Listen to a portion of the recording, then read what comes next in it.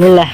Videogan wuxuu ka hadli doonaa laba gabdhood aan abto ah. Midna waxaa la yiraahdaa Shema, midna waxaa la yiraahdaa Shruki. Maanta waxaan go'aansaday inaan geeyo iskuulkaas oo ah Soomaali. Wuxuu ku yaalaa xaafadda Xamar Jadiid, degmada Warta Nabadda. Daawasho wacan videoga.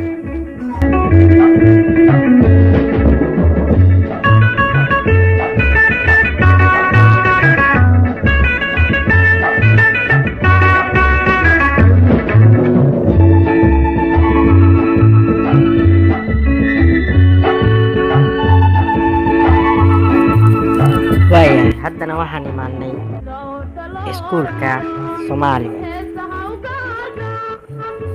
Waxaan gudaha u geli doonaa iskuulka. Halkaa waxaa nagula balansan macallin shaacir. Isaga ayaa gacanta u geli doonaa insha Allah. Waxaan u jeedaan waa iskuulka fasaladiisa iyo ardaydii. Hadda iskuulka galaaskii ardayda way ku wada jiraan. Insha Allah macallin shaacirna waa kana. Ardaydii waa fadhiyaan. Xilli galaasyadii la galay ayaa imaanay. Insha Allah Shema iyo Shruki waa gabdho aad u yar. Fasalka koowaad ayay fariisan doonaan markii aan ka gudubno isdiiwaangelinta.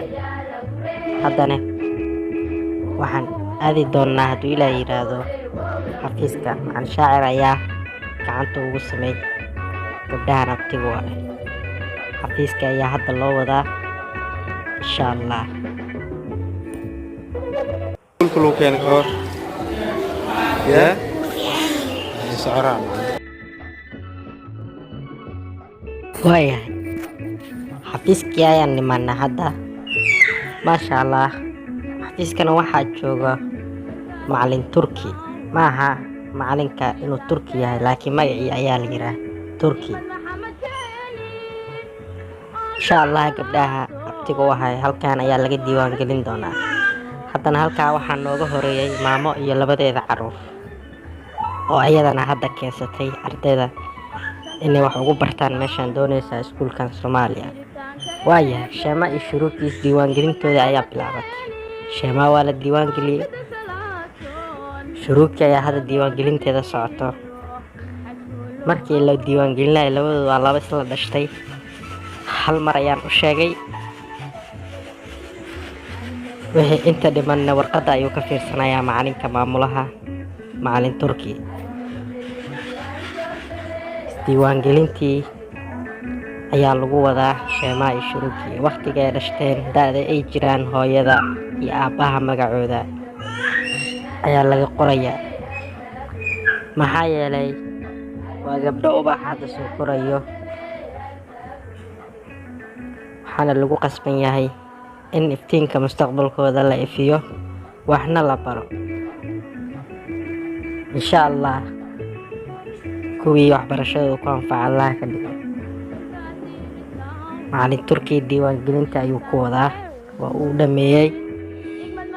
Insha Allah yarka kale oo naga soo horeeyay ayaan la ka hormariyay. Haddana waa soo baxaynaa hadduu Ilaahay yiraahdo. Diiwaangelintu way noo dhamaatay. Gabdhaha waxaa la geey doonaa fasalkooda oo koowaad ah. Macallin shaacir ayaa gacanta u gelin doonaa hadduu Ilaahay yiraahdo. Isaga ayaa macallin shaacir ayaa gacanta u gelinay fasalka koowaad oo jeejan kor kow ayaa ku qoran. Arday aad u badan ayaa joogto maasha Allah. Fasalkoodii ayaa la fariisiyay. Fasalkan waxaa ka socda cashir. Macallin ayaa markaa ku jira. Ustaad ayaa ku jira markaa cashir. Macallin shaacir aad ayuu u mahadsan yahay. Isaga ayaa na soo dhaweeyay. Macallinkii waa kaasaa cashirka ayuu wadaa ardayda. Maasha Allah, Shema iyo Shruki kuwii waxbarashadooda ku anfaca kaalmaha hore gala Ilaahay ka dhigo.